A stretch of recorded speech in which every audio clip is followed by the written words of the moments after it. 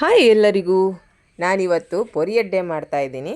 ಇದನ್ನು ಹೇಗೆ ಮಾಡೋದು ಅಂತ ಒಂದ್ಸರಿ ನೋಡ್ಕೊಂಬರೋಣ ಬನ್ನಿ.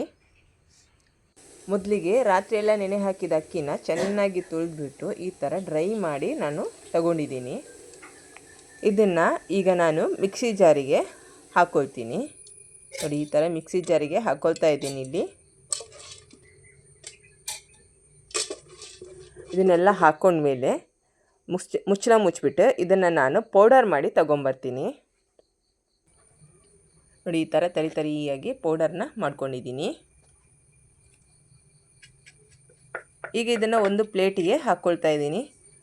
ಈಗ ಇದಕ್ಕೆ ಸ್ವಲ್ಪ ಉಪ್ಪು ಹಾಕ್ಕೊಂಡು ಎಷ್ಟು ಬೇಕೋ ಅಷ್ಟು ನೀರನ್ನ ನೋಡ್ಕೊಂಡು ನಾನಿಲ್ಲಿ ಹಾಕ್ಕೊಂಡು ಇದನ್ನು ಮಿಕ್ಸ್ ಮಾಡ್ಕೊಳ್ತೀನಿ. ಇದನ್ನು ಎಷ್ಟು ಚೆನ್ನಾಗಿ ಮಿಕ್ಸ್ ಮಾಡೋಕ್ಕೆ ಸಾಧ್ಯನೋ ಅಷ್ಟು ಚೆನ್ನಾಗಿ ಮಿಕ್ಸ್ ಮಾಡಬೇಕು. ಇಲ್ಲಾಂದರೆ ಪೊರಿಯಡ್ಡೆ ರೆಡಿ ಮಾಡಬೇಕಾದ್ರೆ ತವದಲ್ಲಿ ಹಾಕಿದಾಗ ಅದು ಪುಡಿ ಆಗುತ್ತೆ. ಹಾಗಾಗಿ ಎಷ್ಟು ಸಾಧ್ಯನೋ ಅಷ್ಟು ಚೆನ್ನಾಗಿ ಇದನ್ನು ಮಿಕ್ಸ್ ಮಾಡಿಕೊಂಡು ನಾವು ತಗೋಬೇಕು.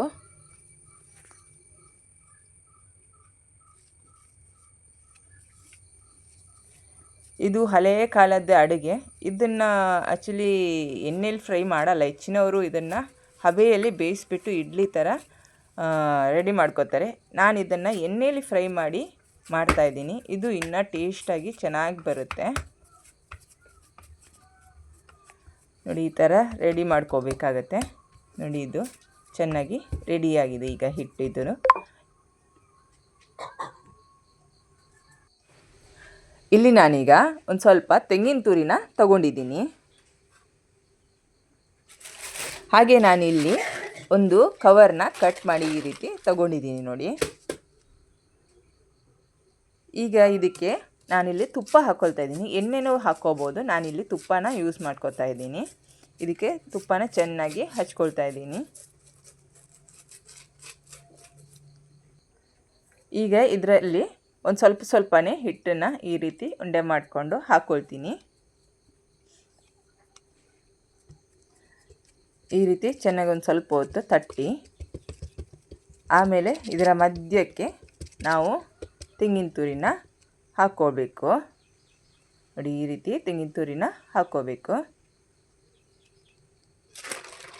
ಈಗ ಇದನ್ನು ಫೋಲ್ಡ್ ಮಾಡಿ ಈ ರೀತಿ ಒತ್ತಿ ಇದನ್ನು ಈ ಶೇಪಿಗೆ ತಗೊಂಬರಬೇಕು. ನೋಡಿ, ಇದನ್ನು ಈ ರೀತಿ ಚೆನ್ನಾಗಿ ತಟ್ಟಿದ ಮೇಲೆ ಒಂದು ಶೇಪಿಗೆ ಬರುತ್ತೆ.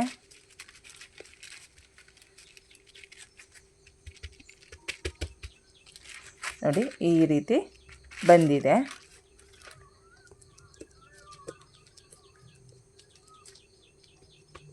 ಈಗ ಇದು ರೆಡಿ ಆಯಿತು. ಇಲ್ಲಿ ನಾನು ಒಂದು ತವ ತಗೊಂಡು ಅದಕ್ಕೆ ಒಂದು ಸ್ವಲ್ಪ ಎಣ್ಣೆ ಹಾಕ್ಕೊಂಡಿದ್ದೀನಿ.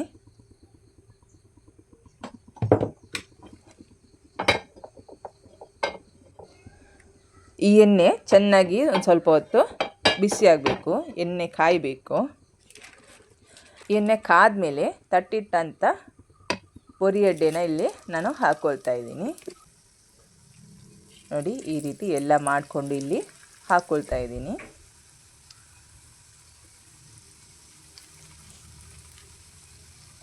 ಈಗ ಇದನ್ನು ಹೀಗೆ ಕಾಯಿಸ್ಕೋಬೇಕು. ಇದೊಂದು ಸ್ವಲ್ಪ ಹೊತ್ತು ಹಾಗೆ ಬಿಟ್ಟರೆ ಇದು ಚೆನ್ನಾಗಿ ಬೇಯುತ್ತೆ. ನೋಡಿ, ಈಗ ಇದನ್ನು ನಾನು ಉಲ್ಟಾ ತಿರುಗಿಸಿ ಹಾಕ್ಕೊಳ್ತಾ ಇದ್ದೀನಿ.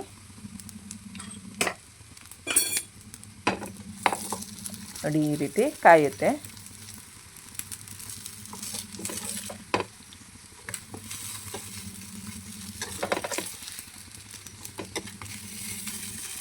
ಒಂದು ಸೈಡು ಚೆನ್ನಾಗಿ ಬೆಂದಿದೆ. ಇವಾಗ ಇನ್ನೊಂದು ಸೈಡು ಇಲ್ಲಿ ನಾನು ಬೇಯಿಸ್ಕೊಳ್ತಾ ಇದ್ದೀನಿ.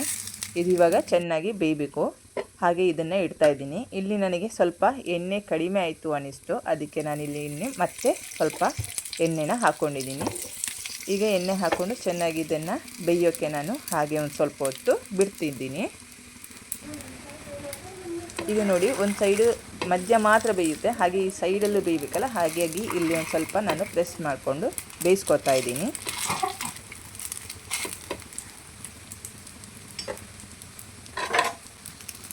ಈಗ ನೋಡಿ, ಇದು ಬೆಂದಿದೆ. ಈಗ ಪೊರಿಯಡ್ಡೆ ರೆಡಿ ಆಯಿತು. ಈಗ ಇದನ್ನು ನಾನು ತೆಗೆದು ಇಟ್ಕೋತೀನಿ.